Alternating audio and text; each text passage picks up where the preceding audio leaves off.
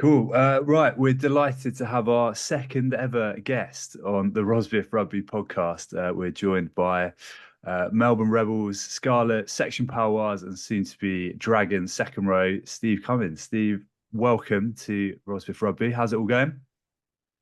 Yeah, thanks very much. Thanks for having me. It's going well. It's enjoying a little bit of downtime in between seasons and back home in Sydney with the family, which is nice. So yeah, it's good. Nice little refresh. Yeah, nice. You were saying it's not long before you're launching back into a pretty sturdy Welsh pre-season. Is that correct? Yeah, that's right. I just bracing myself for it now. Enjoying the time off while it lasts. But yeah, about a week and a half, sort of 8 to 10 days time, I'll be back in the thick of it all. That's not a particularly long turnaround, is it? Um, Certainly, if you had you been in the top 14 final and you were going into that, that would have been a pretty tight turnaround It to is, get. yeah. It's a strange one because I mean both teams sort of well, when I say both teams, the Dragons have got a 4 week holiday policy but they finished a week before us. So I'll be at that 3 week mark. And they were pretty good about it. To be fair, they did say if you wanted an extra week, let us know. But I sort of think it's probably best to turn up on day one and meet the guys and sort of try and make a good first impression. So yeah, I'll happily get back. I didn't play too much at the back end of the season, so I'm not feeling too bad. Nice. And for the back end of the season, obviously the French rugby season has finally concluded after. I mean, it feels like a long time watching. I can't imagine what it's like as a player with pre-season built in. Did you catch? Have you seen any of the top 14 finals since you've been in Australia? Yeah, I didn't watch it live just due to the time zone. I woke up and watched the highlights, and geez, what a game! I was a little bit shocked seeing the score at first, but then watching it back, I mean, yeah, they're a hell of a team to lose. To be fair, I think pretty well deserved. No surprise. I thought they'd win. The surprise more so the scoreline. Didn't think they'd win by that margin, but yeah, that's a pretty good team there, isn't it? Pretty hard to beat. Yeah, I mean, it was we. I was watching it. We watched it together and Rob's on Friday, and yeah, we're I think slightly aghast at points at just how much of a pasting it turned out. Yeah, it was quite something. Do you think anyone was expecting that sort of disparity in the scores? Like, are they? Well, you've played and known those teams quite a bit, or is it just red I hot on mean, the night? yeah, even my mates in Australia that I was with, they said you don't even really see that scoreline in the top and bottom sides playing one another. It's a tough one. I mean, obviously, I don't know. You never really know. Finals football. Maybe Bordeaux played their final a week or two beforehand, and obviously having to go through without the week off as opposed to lose is a tough one. But yeah, I definitely didn't see 50 odd points being the difference, especially right through to the last minute, full field tries in the 80th minute and things like that. That's just, yeah, they're a different beast. They were just toying with them by the end, weren't they? That was Oh, just real taking the piss. Uh, absolutely. Absolutely. Yeah. I felt for them a bit, Bordeaux, but I mean, yeah, whether you lose by two or 50, I mean, it's never easy, but yeah, that was tough to watch. Yeah, absolutely. It was. I don't think anyone quite saw that. Um, Yeah, as we were kind of talking before. So obviously you're moving on to or going back to Wales shortly, but you've been with Poe for the last 4, 5 years. Well, Yeah, it's four seasons, but I the first season that I was there was a medical joker, so it was for a 3.5 month period, 12 or so games, and then whilst I was there, I signed a 3 year deal, but I'd a bit convoluted. I'd already signed for the Rebels, so I went back to the Rebels for 1 year and then came back. So I played the last 3 seasons unbroken. So yeah, three and a okay. half That there. was COVID as well, so that actually kind of worked out pretty well that you ended up at the Rebels Spot on. when there was actually some rugby on. Yeah, Um, exactly right. Yeah, it was a strange old time, but yeah, it was lucky. It's sort of Daniel Ramsey, the Kiwi lock. at the time he'd broken his arm and they needed someone for 3 months, and I was sort of on my way back. And just with the staggered seasons, I had 3 months, 4 months up my sleeve, and it just, worked out. I'd always wanted to play French rugby, and I'd sort of looked from the outside in. And when the opportunity came up, I jumped at it. So yeah, timing wise, I mean, it was a strange time with COVID and everything, but it all sort of worked out How perfectly. does how does that come about then? Is it kind of someone gets in contact with your agent, or your agent's aware that Poe need a second row medical joker, and therefore, or the Yeah, call goes out to various agents and then you get hooked up, or is it something you're actively looking for? Or yeah, I as you guess say, being at Scarlet's probably helped, being in Europe, I guess, kind of you bit more on the French radar a bit. yeah. Look, in honesty, I don't know how much of the USC and the Pro 14 as it was that they watch. Yeah. We were like a little bit lucky at the time that the forwards coach was Paul Tito, who'd played at Cardiff Blues, and I think that he maybe had some touch points there in Wales that he kept in contact with. But I was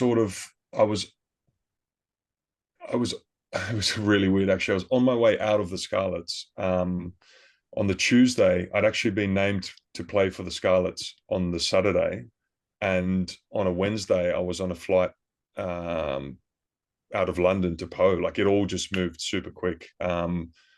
And I sat and watched the game that I was supposed to be playing in Paul Tito's living room with him. Like it just was so bizarre, like, bizarre. But yeah, basically, as I say, so the last trial match before the season started, Daniel Ramsey, the lock, he broke his arm. They knew he was going to be out for 3 months, and yeah, I guess my French agent got in contact with my Aussie and UK agent, said, look, Poe's interested. They've seen his footage. Basically, it's like a shortlisting process. So they say, right, looking at you, let you know tomorrow or whatever. And so they make their calls, they do their due diligence, they look into all the sort of injury things they want to know about one thing and the other. And then, yeah, they say, right, we want to move. This is the terms. We're about to start our season. So I asked for another week or two, and they said, no, we want you here on Wednesday. And that was it. So ripped the Band-Aid, got over there, and, it was the best way to do it, because I just sort of didn't have any time to think or worry or anything. I was just there and playing, and yeah, it was great. Really good experience. Yeah, I've heard that they're pretty quick turnaround times in French rugby. If they want you, they kind of get you pretty much straight away, and you don't give it as kind of do it now or never. Like it's kind of a 24-hour ultimatum type thing. Absolutely. Yeah, there was no negotiation. It was, no, you'll be here and this is your flight. Okay, then see you soon. And you So, said, go on, no, Rich. go for it, mate. No, I think we were gonna like Poe back then to kind of the team that you're leaving. There's been a bit of evolution over the last few years, I guess, or certainly the last year was much more promising season in terms of not scrapping it out down the bottom. Sebastian Piccarone is now in charge, kind of building a bit of a blueprint. How have you found your time at Poe? What are the big changes? Is it are Poe looking upwards, and are they kind of done with the relegation scrapping years? I'd love to think so. The thing with Poe, in my experience, and look, we'll use that first COVID season as an example. Poe, up until Christmas, historically are always really good. Like that first game that I was there, we beat Montpellier in Montpellier with a penalty try in the 80th minute, like just absolute scenes. We beat Agen, we beat Bordeaux, whatever it was. I think after 5 or 6 rounds, we were in the top 3, and I was like, how good's this? But then by the time I'd left in round 12, we were in 10th or 11th, and the rain came, and I think at the time there was a bit of a perception, rightly or wrongly, I'm not sure, but they sort of played a bit too much, and it was at some points their strength, and then at other times could be their Achilles heel. But anyway, I mean, French rugby being French rugby, I got back to Australia, and I was in Sydney doing the COVID hotel isolation thing, and I got a call, and they said, look, they've just sacked the coaches. And,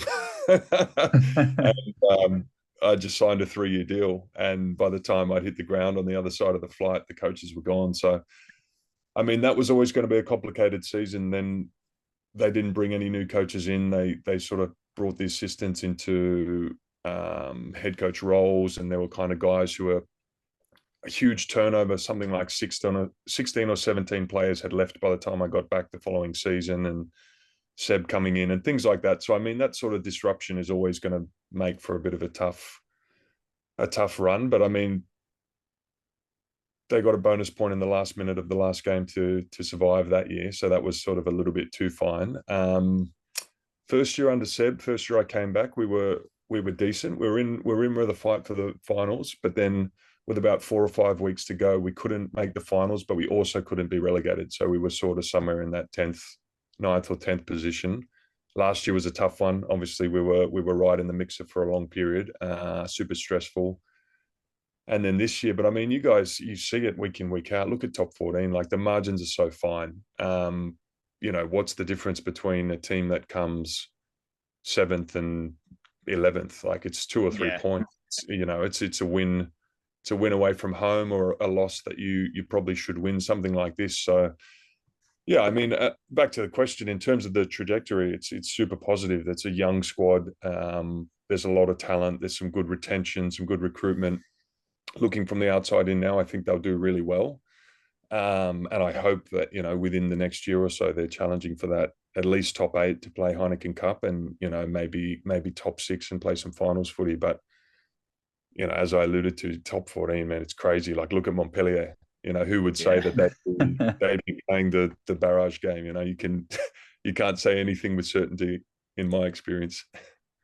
Yeah, I think slight full disclosure, I am a Section Paloise fan. Love it. So I've I follow them pretty closely, but we have met before, the three of us, or we have met you. I don't know if you're aware of this. I'm aware of the story. Yeah. Yeah. For the listeners, we've spoken quite a bit about my 30th birthday weekend, ending up in Bayonne and then Po. But on a night out, we bumped into you guys in Po, kind of cruising around some bars. Yeah. And for a little bit of context, how tall are you, Steve? 202, 203 centimeters, so 6'7", thereabouts, 6'7", 6'8". And so big bloke, rugby boy, obviously kind of thick as teak. And one of our mates kind of, I think, said something along the lines of, don't worry if you can't keep up with us, but we go pretty hard on the booze, and we're just like looking up at you as a beanpole. Luckily, you laughed. Like, I don't know how you didn't hit him, but but yeah, that was. But yeah, you guys, is that kind of a weekly occurrence? Just a little bit of a sidetrack, but is you guys is it kind of out on the beers? I know you were with Gavin Stark, so kind of a few of the Brits players were Aussie Kiwis as well. So was that kind of, I mean, there's loads of them in top 14. Do you kind of show them around Po after the game, sort of thing?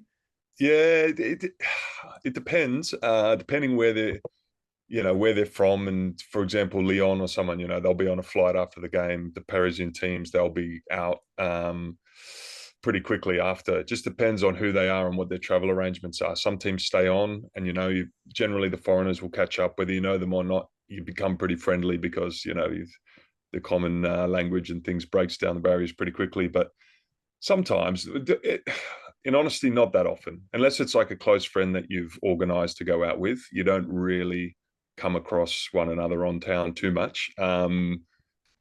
Usually if teams stay on, they'll stay in their hotel or one thing or another. There's a few stories around that, but anyway,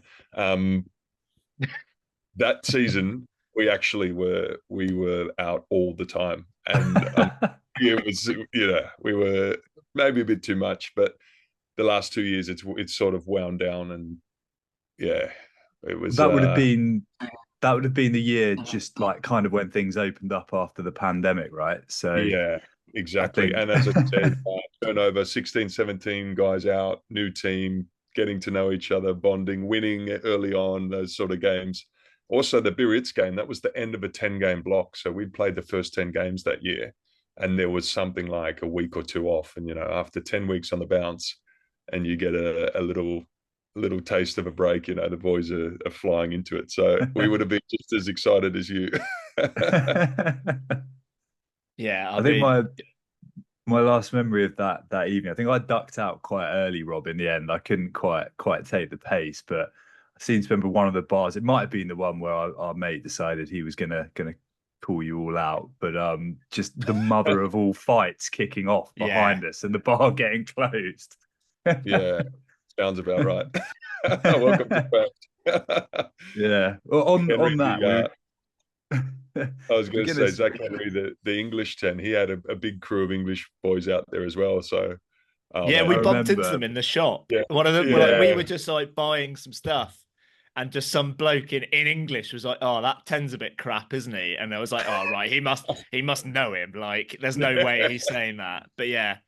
Was he a bit of a ringleader, Zach, in terms of nights out on the town? I've heard like he's one of the I don't know whether he's all chat, but I've heard a few interviews with him. No, he's the goods. He's the goods. I can confirm from a very, very close source. Mate, he's worth his weight in gold on and off the field. Great bloke. And yeah, real good time. Real good time. I'll leave it at that. But yeah, you can read between the lines. his group of, let's say, we did bump in, because I think that group, it was a massive group who had gone out to watch him. There were loads of them. And they were absolutely flying when we saw them at sort of 2 p.m. in the afternoon. So probably boded well. Yeah, absolutely. So what then? As I say, we were there, I think, in Po for about 24 hours. But what does, if for anyone who's coming out to Po, probably one of the slightly less heralded destinations to visit. Amazing stadium though. I thought the Stade place is stunning. Yeah, it is a great place. What does what would a good weekend look like? Where are you eating? Where are you visiting, drinking? What would be your recommendations? Yeah, as you say, mate, it's a hidden gem. There's the beauty of it is you're an hour from Biarritz, so you're an hour from the ocean and stunning coastline and beaches. You're also 40 minutes to an hour from the Pyrenees. So in the winter when the snow comes, you can ski. You can do hikes, you've got these beautiful, not just in the winter, summer as well, beautiful views and hikes. 2 hours to Bordeaux, 2 hours to Toulouse, big cities, good airports, transfer links and all these sort of things. It's actually a hidden gem. In terms of like eating and things, it's a small town at its heart. It's not a London, it's not a Sydney. You don't have oceans and oceans of choice, but equally there's some really nice French cuisine and things like this. Few hidden gems. It's the kind of place that you need to know someone. You get the recommendations and you turn up and then you realize, okay, this is I would never have come here, but now I get it. This is how to do it. So yeah, it was great by the end to sort of have a better lay of the land. When I came in COVID, most things were closed. So people were selling me the dream saying, no, trust us. This is actually really good. And I was like, I don't know. It's there's not much going on, but in fairness, as soon as I came back, it was a whole new world and everything was open and people were around. And yeah, I'll miss it. I'll miss it for sure. It was a great life there. And it's, as the small town vibe and charm, it's quiet and it's slow and no one's in any rush to get anything done. And once I got over that sort of frustration at first, and I started to appreciate it. It's actually a really nice life. It's it's a great place. I think the reason that I fell in love with it, or we fell in love with it, was it's properly one of those places that the whole town is at the game. Like it's population's about 50,000 people, but the stadium's like 16,000. Like that's a good chunk of the town. I know it's kind of represents the surrounding region a bit, but correct. Yeah, correct. Just like the whole vibe, and it does feel like everyone's there, and it is that kind of a little bit of an outpost, which I love. I love the fact that people come from the surrounding area to come and watch their team and what they represent. It's just brilliant. Yeah, it is good. It is good. And the team or the club itself has a sort of a regional focus on sort of representing the people of the region and what it stands for and one thing and another. So that was quite cool across the 3 years to sort of, you know, they take training out to the regions, into the mountains, and you're training at this tiny little stadium with stadium rather at this tiny little ground with potholes and things, but this incredible Pyrenees mountain view in the background, and like, you know, 7 people and a dog in the crowd. But it's so cool. Like it was very unique and charming place. And then just in terms of the region, I guess tying back to before we got sidetracked about our night out, the club feels like it's going in directions. I think it was, as a fan, it was quite frustrating that the kind of top 6 and Heineken Cup was there for the Champions Cup, is it? It was there for the taking, and kind of perhaps fluffed the lines a little bit. But it's a young team going places. It feels like there's a lot of young players coming through. You've obviously got good representation on the France tour, some really good representation in the under-20s. Is that kind of, do you get that sense of the club picking up young players from the surrounding region? Is there a good pathway building from the academy to the full side? Yeah, I mean, in my opinion and my experiences, I'd say that there's quite a focus on that, on the younger players. I might misquote it, but there's a blueprint of the club, and basically they want X amount of players in the full international side by, you know, a year or two from now. They want X amount of players in the under-20s each year. So there is a focus on that, and there is a sort of a pathway that they're building to bring people through. I mean, Seb obviously is a former under-20s coach himself, so he knows that pathway really well. And you know, that's probably there's a double advantage to that. One of them is that a lot of the players who have come through these really good under-20s years in the previous couple of years where they've won the championships and things, he's quite close to these players. And from a recruitment perspective, as Section becomes a better team and wins more games, I think you'll start to see these players, it being a more attractive proposition for them, you know, because maybe in years gone by, from all I heard, all reports, players felt as if coming to Section, they may have been giving up their ambitions at making the national team and things like that. So, yeah, I mean, guys like Emilien Gailleton and Theo Atissogbe and Hugo Auradou, the lot coming through, these kind of players, I think is great for the club because they're going to start attracting other players to come along. And, you know, it's like a snowball. The more you start to win and you've got players in the national team and other guys want to jump on board, then it starts to sort of breed success. So, yeah, I think it definitely bodes well for the future. There's no doubt about that. I think the more that we've watched this year, like the real find for us from watching it has got to be Theo Atissogbe. Like the guy can just do absolutely everything, it seems. Do you think, like, because he was obviously eligible to play the under-20s, is he going to be starting for France? Is how, you know, were we looking at 100 cap international here? Like, he's got the complete game. Got it all, yeah. He's got it all. Look, I hope so. Short answer, I hope so. He's got it all. I mean, the finer points to that is obviously things like injury selection, if the pathway's there for him. But I mean, playing and training alongside him, he's got it all. He's Dan Robson, actually our 9, he called in the preseason. He just said, mate, this kid's incredible. He said he's you know, he's a top 14 player, even though at the time he was 18 or something. And then sure enough, you know, he just went on and just kept the most impressive thing was the consistency. You know, to play 1 or 2 games is possible as a young guy, but just to have a season like that and against good teams, you know, 2 tries away from home against Toulouse at full strength and things like this, he fully deserves his opportunity. And I'd love to see him capped soon. I'm not too sure around the whole young player protection thing. You know, don't want to throw them in too soon, but yeah, there's a few good young guys coming through. That Bordeaux winger who's super quick, and it'll be interesting to see how it all pans out. That's for sure. Yeah, because I guess he's had pretty similar. He played a lot of rugby, and similarly, Emilien Gailleton kind of last season. So the season before last was kind of top try scorer in the top 14, aged 19, 20, played a load of games. Like they're both just so consistent for as you say, Yeah. for such youngsters. I guess we wanted to ask you about Hugo Auradou, guy in your position, still got a lot of growing to do. It would seem like he needs to fill out a bit. But Yeah, can you tell us a little bit about him and kind of his prospects and what sort of player he is? great kid, mate. As a start, great kid.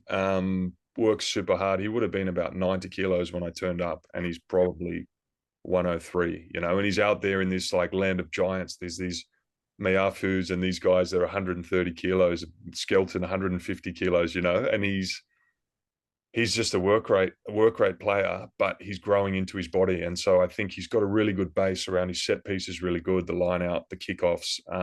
He makes 1 billion tackles. He hits 100 rucks. He's got the skills.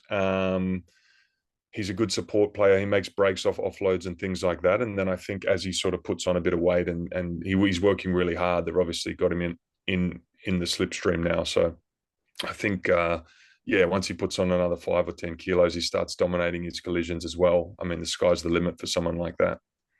Yeah, it We've seems got like. to ask. Go on. No, I was going to. No, you finish on Auradou. I've got one more. I was going to say, yeah, it just seems like there's a little bit of an opening in the France side in the second row. The kind of age profile of the guys that have played there, some of the form of the other guys that have played, you know, there feels like there's someone to, yeah, as you say, just ride in the slipstream behind Flamont and Miafu as the kind of third or fourth choice. So fingers crossed, Hugo. But I think, Rich, you were about to ask a question about a bloke at the other end of his career. Yeah, absolutely. How was it was probably one of them. What I mean, they've recruited brilliantly last season with obviously Robson before, pod favourite Joe Simmons, MBE, who had a cracking season. But how was having one Sam Whitelock in the Section Paloise squad for? I know it wasn't a huge amount of time, but I think that was arguably probably the most eye-catching bit of recruitment last year or this season in the top 14. What's obviously a guy in your position? What's that like? So good, man. Firstly, as a player, he's still so good. I was sitting there thinking, man, he's still like, he could keep going, you know, for 5 years. His body is a little bit beaten up, as you'd expect, you know, that many top class games and in the way he plays, but he looks after himself well. He's always available. He's tough. But then off the field or on the field, but in the mentoring space, you know, he's probably forgotten more about rugby than I'll ever know. You know, he's just seen everything. He's won everything. He's been in such good programs, and he comes out with these gems. You know, he would just drop a knowledge bomb, a wisdom bomb. And I just think, I actually had a chat with him at the end of the season, and I said, I kind of wish that I was a Hugo under someone like you when I was 20, you know, like to have that time over and to learn from someone like that is so rare, you know, like the chance to just cross paths and be able to pick someone's brain. And even he grabbed like Reece Hewitt, who's, you know, fairly established sort of 26-year-old player, and he'd grab him and go in and do video reviews of his game and, you know, put his arm around him and give little gems here and there. You know, he was, his effect on the squad around standards and leadership and how to win and things like that just was, it was incredible to see up close. It's amazing. Although a pretty tough start for him. I think he didn't win his first 5 top 14 games. I was like, oh no, what's going on? This is like Gareth Bale. He wouldn't have lost 5 games in the last 10 years before that, you know? Yeah. I think it was a bit of a tough learning curve for him having to get used to not winning everything. But no, he was good. I think it's on. Is he sticking around? Is he kind of moving straight back to New Zealand? Because his brother, I think in the same week that he announced retirement, I think Luke extended his contract. So yeah. Is he going to stick around and mentor Hugo and a few of the other guys? Joel Kapoku coming through as well, which is a great signing. Yeah, I agree. Look, I put it this way: he's not short of offers around the world. I don't know what he'll do. I don't know if he knows what he'll do just yet, but there's a few knocks at his door, as you can imagine. He's got a lot to offer and a lot of people who would love to have him. So yeah, what he does next, I'm not too sure, but whatever it is, he'll be an asset to whatever he does. You're not taking him as a line-out coach to the Dragons, would you? Oh, mate, I'd love to. I don't think I've got enough pull, but I could try. And just we've appreciate we're nearly at time, but yeah, obviously the Dragons, the pre-season start of next week. Made some obviously yourself, but I think Harry Wilson from the Wallabies is also heading there. Back row from Moana Pacifico, he's been tearing up. I forget his name. So some good signings. How are kind of things shaping up? Have you had any conversations with the coaches, or is it just going to be launched straight in and work it out from there? Yeah, well, I'm quite lucky. We actually played against them the last 2 years in Europe, so I've crossed paths with some of my old mates who play there now, and also the coach Di Flanagan. He was at the Scarlets when I was there, so yeah, I've had a good little bit of dialogue, and they're sort of in their project. They're at a point where they want to sort of, how to say, turn the expectations and standards around and try and build a winning culture and things like that. So yeah, it's an exciting time, as you say, some really good recruitment, and yeah, I'm excited to get over there. It's sort of early doors, so I'm not really sure what to expect, but I'm excited to get feet on the ground and meet everyone, and yeah, hopefully be a part of something pretty special. Imagine you're looking forward to getting back playing. You've had a pretty rough time, long time out as well this season, so it'd just be nice to be back playing, I imagine. Are you hoping for another, section are in the Challenge Cup again this year? Are you hoping for a return in the Challenge Cup group stage maybe? Oh, I wouldn't say no. Yeah, it came up a few times in the end of season reviews and things. A lot of the coaches saying we'll likely see you next year anyway. So yeah, hopefully. I mean, a free trip back to Po would be great, but who knows? Who knows? Would be a bit weird, but yeah, you know what it's like. Would be fun. Brilliant. Well, Steve, thanks so much for might have to organise a trip for the three of us to meet back up there again. Definitely, mate. I'm keen. Absolutely. And if not, Rodney Parade, and we'll see how we go in Newport. Might be a slightly spicier proposition. Hey, why not? Amazing. Well, look, thank you so much for coming on. It's been an absolute pleasure. Yeah, very best of luck. Enjoy the rest of your off season. And yeah, best of luck for the Dragons. We'll certainly be keeping an eye out. Yeah, and stay in touch. Appreciate it. Thanks for the chat, guys. Cheers Steve. Take care, mate. Bye.